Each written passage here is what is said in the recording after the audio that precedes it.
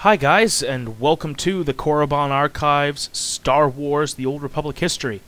For those of you that don't know, the Korriban Archives is a Digital Goat podcast that will be launching on September 10th alongside 4 other podcasts and this YouTube channel. I am one of your hosts, Matthew Burt, and as I said on our last video, we're talking about everyone's favorite glow stick today, the lightsaber.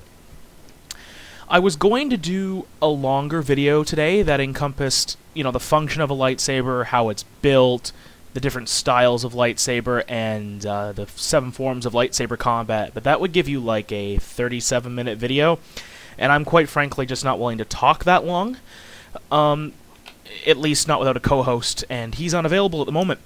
But first and foremost, the lightsaber is, as Obi-Wan Kenobi told Luke, the weapon of a Jedi Knight. It's also the weapon of the Sith, however. That being said, Emperor Palpatine has stated that the Sith outgrew lightsabers not long after their introduction. They continue to use them, however, if only to humiliate the Jedi. The Sith, as a rule, would rather use Sith swords, but I'll talk about that in a later episode. So for those neophytes among us, just what is a lightsaber beyond the prop you see in the movies? Well, in the expanded universe, which is the universe outside of the movies, which this game takes place in, a lightsaber is a frozen blaster bolt. More complexly put, it's a solid beam of plasma held in place and cycled back into the hilt by a force field. That said, lightsabers haven't always been the single-handed weapons they are now. When the Jedi first realized how to freeze a laser bolt, the lightsaber was born, but they were little more than power-guzzling siege weapons and required a back-mounted power supply. This power supply didn't last long, and the lightsaber was more of a ceremonial weapon. Later, the Jedi developed a small, belt-mounted power supply. This transformed the lightsaber into an actual, useful weapon, but due to the power pack, some current feats of combat were impossible. The power pack was connected to the lightsaber by a power cord, so things like saber throw just weren't possible.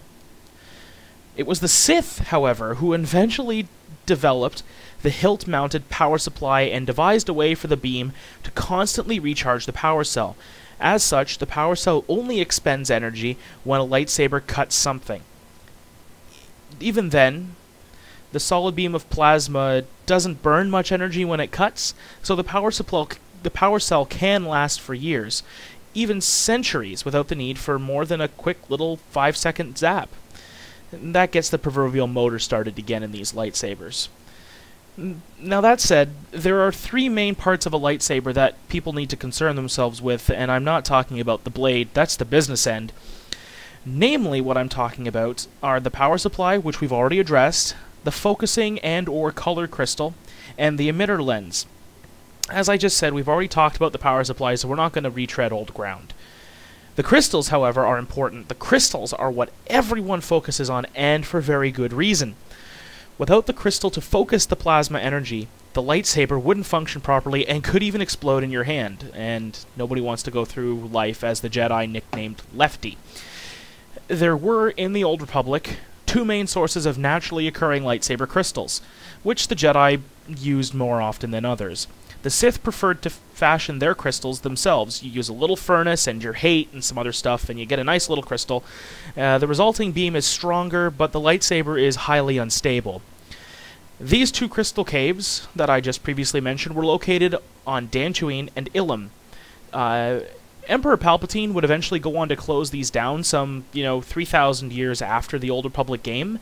This would prevent the Jedi from making new lightsabers, and they were fugitives at the time, if you remember Order 66. During this period of time, however, the Old Republic, there are 3 main colors of lightsaber crystal in use by the Jedi. Blue for Jedi Guardians, green for Jedi Consulars, and yellow for Jedi Sentinels. The Sith would frequently use red or violet crystals, as that tended to be the color that their self-created crystals would become. That also being said, Jedi weren't limited to these colors. They could pick and choose. It was a tradition for these types, forms, classes, if you will, of Jedi to use these particular colors. It was a way of saying, this is what I am, a badge. Now, I said there are 2 types of crystals earlier, color and focusing. The focus crystal adds properties to the lightsaber. One such variety used by the Jedi during the time of Revan, and this is not long after Darth Revan, was the Sigil crystal. This crystal was mined from the Sigil area of the galaxy, and it made the blade of a lightsaber more potent, and it inflicted some serious wounds upon the target when it cut. Effectively, it makes a lightsaber, quote, sharper, and it would cut deeper with less effort. This is basically the Star Wars version of a whetstone. Next is the lens. The focusing lens does exactly what it sounds like.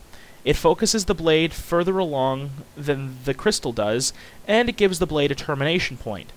Without this lens, the lightsaber being made of, well, light, would extend forever. Because light travels at 186,000 miles per second, and gravity could affect that, so if you were, say, in the maw, it would take a little longer, plus light can be bent, and this is getting a little tangential and the math is killing me, so focusing lenses.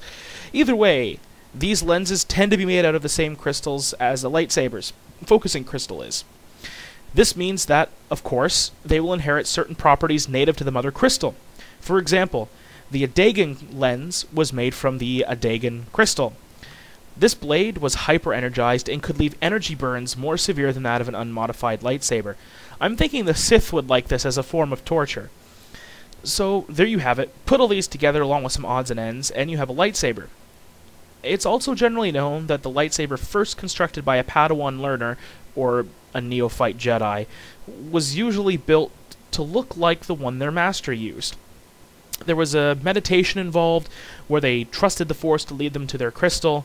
The final assembly of the lightsaber was also done entirely using the Force, and this allowed for micro-adjustments to be made at the molecular level, which further enhances the already astounding power efficiency of the blade. This has been part 1 of lightsaber history, and part 2 will focus on the types of lightsabers that exist.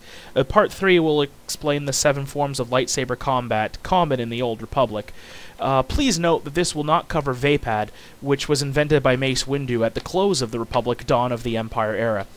Thank you everybody for watching, and have a great day. We'll see you next time.